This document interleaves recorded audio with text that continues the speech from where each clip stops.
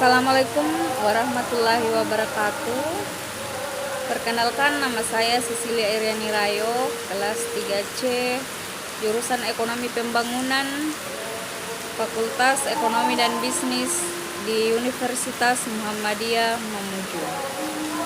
Kali ini saya akan membahas tentang ibadah maliyah.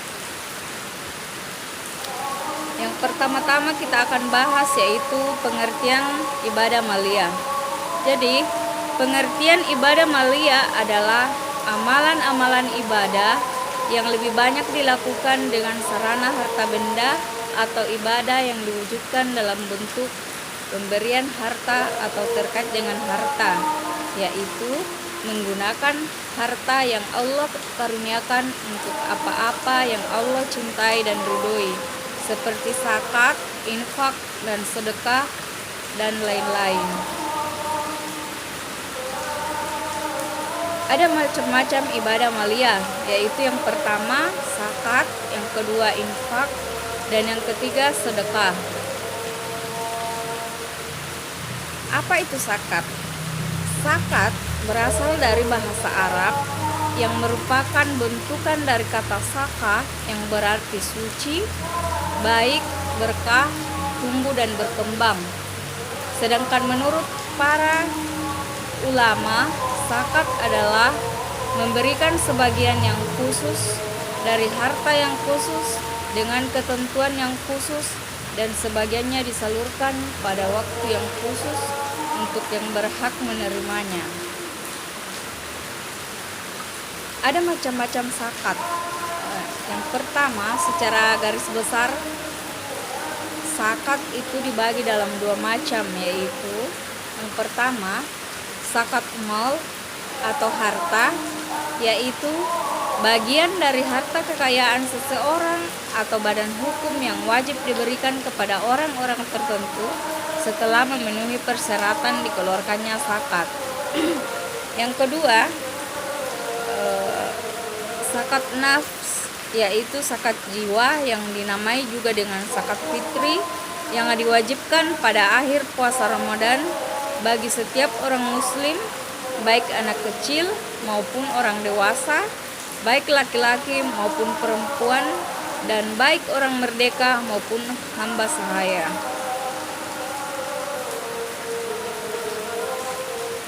Islam itu didirikan di atas 5 dasar, yaitu mengikrarkan bahwa tidak ada Tuhan selain Allah dan Muhammad adalah Rasul Allah, mendirikan sholat, membayar zakat, berpuasa pada bulan Ramadan, dan berhaji bagi siapa yang mampu.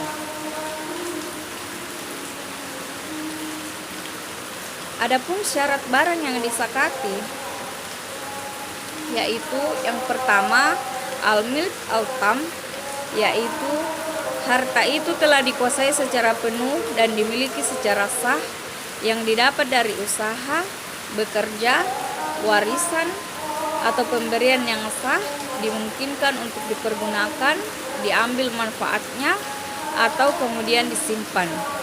Kemudian syarat barang yang disakati yang kedua, yaitu al-namma, adalah harta yang berkembang, misalnya harta perdagangan, peternakan, pertanian, deposito mudlarabah, usaha bersama, obligasi, dan lain sebagainya.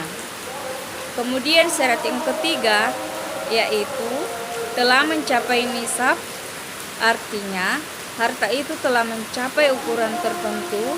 Masing-masing harta nisabnya tidaklah sama. Secara rinci, nisab masing-masing jenis kekayaan akan dikemukakan dalam bahasa tersendiri.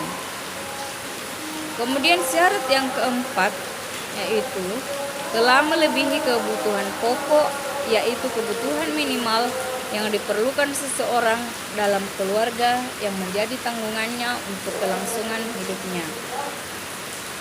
Syarat yang kelima, yaitu telah mencapai 1 tahun untuk harta-harta tertentu, misalnya perdagangan. Akan tetapi untuk tanaman dikeluarkan zakat pada saat memanennya.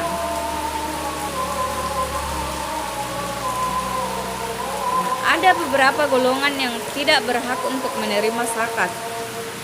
Yang pertama, golongan orang kaya. Yang kedua, anak kecil yang dianggap kaya yang disebabkan orang tuanya kaya. Kemudian yang ketiga, orang kuat yang mampu bekerja. Golongan yang keempat yaitu orang kafir, murtad, dan orang yang memerangi Islam. Kemudian golongan yang kelima yaitu istri. Yang keenam, kedua orang tua. Dan yang ketujuh, keluarga Nabi Muhammad.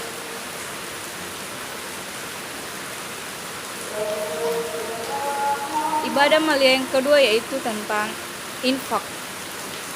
Infak berasal dari kata nafkah yang berarti telah lewat, berlalu, habis, mengeluarkan isi, menghabiskan miliknya atau belanja. Menurut istilah, infak adalah mengeluarkan harta yang thayyib atau baik dalam ketaatan atau hal-hal yang dibolehkan.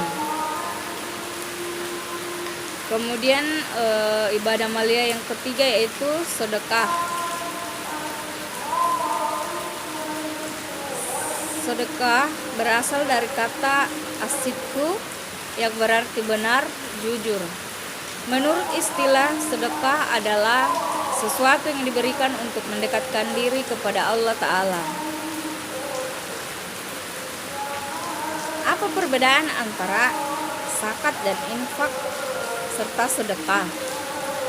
Jadi perbedaan antara zakat, infak, dan sedekah yaitu kalau zakat ada aturannya, waktu dan jenis barangnya. Kalau infak itu bernilai materi, sedangkan sedekah lebih luas, bisa materi dan non materi.